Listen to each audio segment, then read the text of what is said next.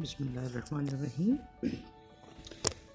Welcome to the second lecture of Strategic Management Concepts and Cases. हम बात कर रहे थे पहले लेक्चर में about first chapter that was nature of strategic management, जिसमें हमने पहले लेक्चर में मैनेजमेंट को अंडरस्टैंड किया planning, organising, leading and controlling के कॉन्टेक्स्ट में, एंड देन हमने स्ट्रेटजी के कॉन्सेप्ट को देखा और फिर हमने उसकी डेफिनेशन को पढ़ा था. इसके बाद हमने स्ट्रेटेजिक मैनेजमेंट के 3 बेसिक स्टेप्स को देखा था: strategy formulation, strategy implementation and evaluation and control. अभी हम बात करते हैं इसी के ऊपर, थोड़ा सा आगे लेकर चलते हैं. What is strategy formulation? जैसे हमने प्लानिंग के हिसाब से देखा था मैनेजमेंट में, what strategy formulation is basically हम क्या डेवलप करते हैं जी? Mission and vision. Then external opportunities और थ्रेट्स को देखते हैं, इंटरनल स्ट्रेंथ्स एंड वीकनेसेस को देखते हैं, लॉन्ग टर्म ऑब्जेक्टिव्स को, alternative strategies, and then strategy selection. So ये कुछ वर्ड्स हैं जो बेसिकली शायद हो सकता है अभी आपकी अंडरस्टैंडिंग में उस तरह से ना आए. इन द लेटर स्टेज हम इसको साथ साथ एक्सप्लेन भी करते जाएंगे. जनरली हल्का सा देख लेते हैं जी, विजन क्या होता है और मिशन क्या होता है. Vision is where an organisation wants to be, यानी अपने आप को ऑर्गेनाइजेशन फ्यूचर में कहाँ पे देखना चाहती है, और it's considered as never ending status जो कि हर वक्त ऑर्गेनाइजेशन स्ट्राइव करती है कि उसको अचीव कर सके.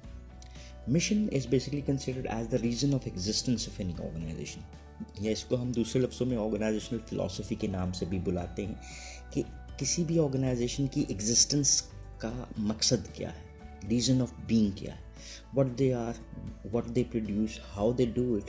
ये तमाम चीज़ें एट टाइम्स मिशन का पार्ट होती हैं. लेटर एक पूरा चैप्टर हम मिशन एंड विजन के ऊपर पढ़ेंगे. देन इसके बाद आ जाती हैं एक्सटर्नल अपॉर्चुनिटीज़ एंड थ्रेट्स और internal strengths and weaknesses.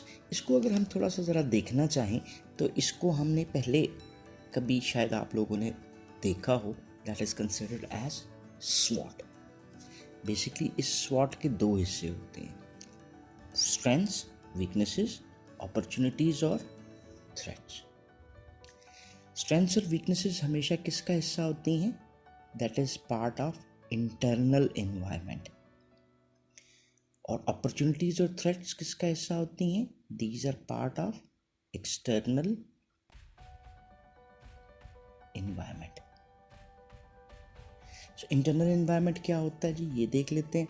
Internal environment होता है वो एनवायरनमेंट जो ऑर्गेनाइजेशन के अंदर है. मींस इसको अगर हम इंग्लिश में डिफाइन करें तो all the actors and forces which are within an organisation and which are controllable. तो 2 की बेसिकली हमें पहचान बनी कि वो फैक्टर्स जो विद इन होते हैं और दूसरी चीज़ कि वो फैक्टर्स जो कि कंट्रोलेबल भी होते हैं. ठीक है जी. अब जैसे इसमें ऑर्गेनाइजेशन का हम बात करते हैं कि ऑर्गेनाइजेशन का स्ट्रक्चर क्या है, ये हम अपनी मर्ज़ी से ख़ुद बनाते हैं. ऑर्गेनाइजेशन का कल्चर क्या है, ये भी हम खुद बना रहे हैं. इसकी मैनेजमेंट क्या है, यानी जो मैनेजरियल डिसीजंस होते हैं, rules, regulations, policies, procedures, these are all those things which are created by the organisation. ठीक है जी. ये ऑर्गेनाइजेशन का इंटरनल एनवायरनमेंट बनाता है. और इंटरनल एनवायरनमेंट में हमें 2 चीज़ें मिलती हैं: फर्स्ट स्ट्रेंथ्स, दूसरी वीकनेसेस. यानी स्ट्रेंथ किसको कहते हैं? हम वो जो हम अच्छा कर सकते हैं, और वीकनेसेस वो जो हम अच्छा नहीं कर सकते. और देन एक्सटर्नल एनवायरनमेंट को अगर हम डिफाइन करें तो all the actors and forces which are outside the organisation and which are not controllable. So इसके 2 फैक्टर्स हमें बनते हुए नज़र आते हैं. कौन कौन से जी नज़र आ रहे हैं? वो फैक्टर्स जो आउटसाइड द ऑर्गेनाइजेशन है. ठीक है. दूसरी चीज़ क्या आ गई? Not controllable. सो ये ब्रॉडर एनवायरमेंटल फोर्सेस होती हैं जो कि ऑर्गेनाइजेशन से बाहर हैं और हमारे यानी ऑर्गेनाइजेशन के कंट्रोल में नहीं होती. जैसे हमारे कंपेटिटर्स आ गए, हमारे सप्लायर्स आ गए. ठीक है. इसके अलावा हमारे पास जो इंटरमीडियरीज आ जाते हैं, जो हमारे पास कस्टमर्स आ जाते हैं। इसके अलावा ब्रॉडर एनवायरमेंटल फोर्सेस कहलाती हैं, जिसमें हमारे पास political environment, cultural forces, economic forces, technological forces, these are all part of external environmental forces. तो ये एक्सटर्नल एनवायरमेंटल फोर्सेस हमारे लिए या तो क्या क्रिएट करती हैं, अपॉर्चुनिटीज़, या ये हमें क्या करती हैं, थ्रेट्स क्रिएट करती हैं।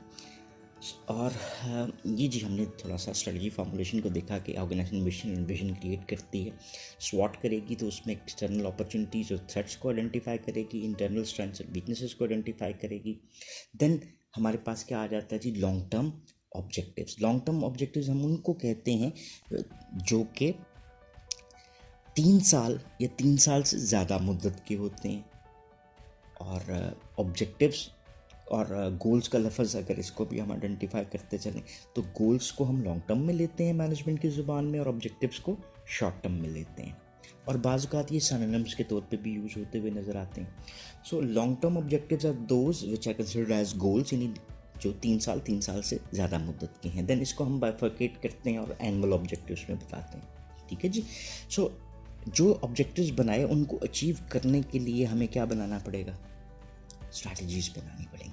अल्टरनेटिव स्ट्रैटेजीज़ हमारे पास क्या हो सकती हैं, 1 strategy, 2nd strategy, 3rd strategy, मतलब हम इसको क्रिएट करते हैं। And then out of those different strategies which is most suitable, उसको हमने क्या कर लिया जी, सिलेक्ट कर लिया। ये हमारा प्रोसेस बनता है स्ट्रैटेजी फॉर्मुलेशन का। ये हम पहला चैप्टर पढ़ रहे हैं, विजन एंड मिशन को हम 2nd चैप्टर के हिसाब से देखेंगे। देन 3rd नंबर पे ये वाला चैप्टर करेंगे, 4th नंबर के ऊपर हम इसको देख लेंगे, और देन हमारे पास ऑब्जेक्टिव्स और स्ट्रैटेजीज़ के हवाले से एक चैप्टर आ जाएगा जो हम 5th नंबर के ऊपर देख लेंगे, और इसी तरह से 6th के ऊपर हमारे पास स्ट्रैटेजी सिलेक्शन आ जाएगी। सो ये एक तरह से आपको बुक का फॉर्मेट भी मिलता हुआ नज़र आता है। So once we are done with strategy formulation, हम किसकी तरफ चले जाते हैं जी, 2nd पार्ट हमारा आ गया। स्ट्रैटेजी फॉर्मुलेशन के बाद स्ट्रैटेजी इम्प्लीमेंटेशन। जब हमने इम्प्लीमेंटेशन करनी है तो हम जो long term objectives strategy formulation में बनाए थे उनको क्या कर रहे हैं जी, कन्वर्ट कर रहे हैं इनटू एनुअल ऑब्जेक्टिव्स। यानी 3 साल से ज़्यादा के थे तो पहले साल का जमा, दूसरे साल का जमा, तीसरे साल का। So each years objectives achieved will facilitate the achievement of the long run goals, या जो हमारे लॉन्ग टर्म ऑब्जेक्टिव्स। तो ये इम्प्लीमेंटेशन में हमें सपोर्ट कर रहा होता है। देन ऑब्जेक्टिव्स के बाद हम क्या बनाते हैं जी, policies. Policies are broad guidelines for decision making. इसमें सेट ऑफ रूल्स भी आ जाते हैं। Just take an example of an admission policy कि व्हेनेवर हमारे पास सिचुएशंस रीअकर होती हैं, एडमिशन्स आते हैं, तो हमें क्या गाइडलाइन प्रोवाइड होती है, एडमिशन पॉलिसी, कि किन को हमने एडमिट करना है और किन को हमने एडमिट नहीं करना। So this is how we develop all these policies जो कि हमें इम्प्लीमेंटेशन में सपोर्ट करती हैं। Another very important aspect of implementation is the motivation of employees, कि हमने एम्प्लॉयज़ को कैसे मोटिवेट करना है। इसमें में जो हम रिक्रूटेड एम्प्लॉयज़ को लेते हैं उनके लिए कंपनसेशन प्लान्स होते हैं, रिवॉर्ड्स होते हैं जो कि फैसिलिटेट करते हैं इन एनुअल ऑब्जेक्टिव्स की अचीवमेंट को। और देन हमने हत्ते तो नहीं लड़ सकते। Just take an example, I might not be able to record this lecture if I don't have this laptop, या मेरे पास ये रिलेटेड सॉफ्टवेयर नहीं है। ये सारी चीज़ें मेरे लिए क्या हैं, these are all my resources. इसी तरह एम्प्लॉयज़ को काम करने के लिए रिसोर्सेज चाहिए होते हैं, एंड इम्प्लीमेंटेशन में आप उन रिसोर्सेज को गैदर करते हैं एंड देन डिस्ट्रीब्यूट करते हैं wherever they are needed. ये रिसोर्सेज इक्विपमेंट हो सकता है, मशीनरी हो सकता है, लैंड हो सकती है, लेबर हो सकती है।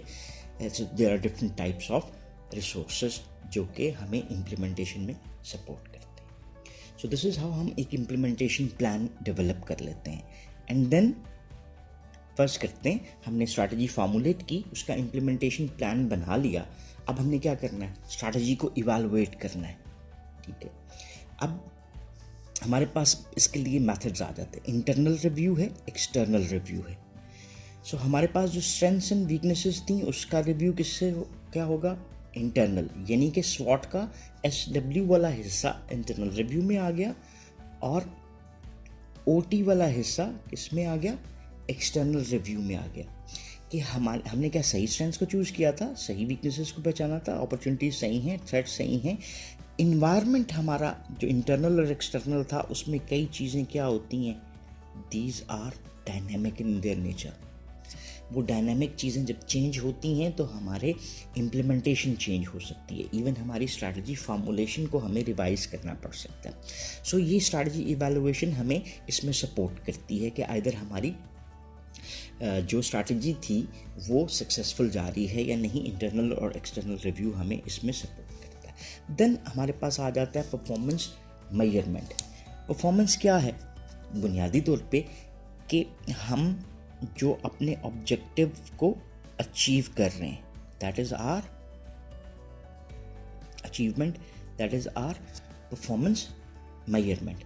तो जब आपके पास स्टैंडर्ड्स यानी जो गोल बनाए गए थे उसको वो हमने एनुअल में चेंज किया था, एनुअल को मंथली में, क्वार्टरली में चेंज किया था, तो ये हमारे पास क्या थे? स्टैंडर्ड्स। अब जो हम कर रहे हैं वो हमें क्या देगा? अचीवमेंट्स। इन दोनों को आपस में आप कंपेयर करते। So this is how you are measuring the performance. और परफॉर्मेंस जो सी है वो गुड भी हो सकती है, जैसे आप लोगों की होती है स्टूडेंट्स की क्लास में, good, average, bad. So wherever it is needed हम क्या कर सकते हैं, सर गुड के ऊपर शायद नहीं है, एवरेज पे शायद ना हो, बैड के ऊपर हमें क्या चाहिए? Corrective actions. जब हमारी स्ट्रैटेजी हम अपने गोल्स को मीट करने में कामयाब नहीं होती, कहीं पे हम फ्लॉज में हैं, तो फिर हम क्या अप्लाई करते हैं? We apply corrective actions. So that was all for today's this lecture, जिसमें हमने तीनों स्टेप्स को देखा है इन अ ब्रीफ व्यू। और आगे जैसे जैसे हम इसको प्रोसीड करेंगे, we will have full length chapters upon these strategies. So thank you very much, और इंशाल्लाह नेक्स्ट लेक्चर में हम इस चैप्टर को कंप्लीट करेंगे। Thank you very much for your kind support. अल्लाह हाफिज़।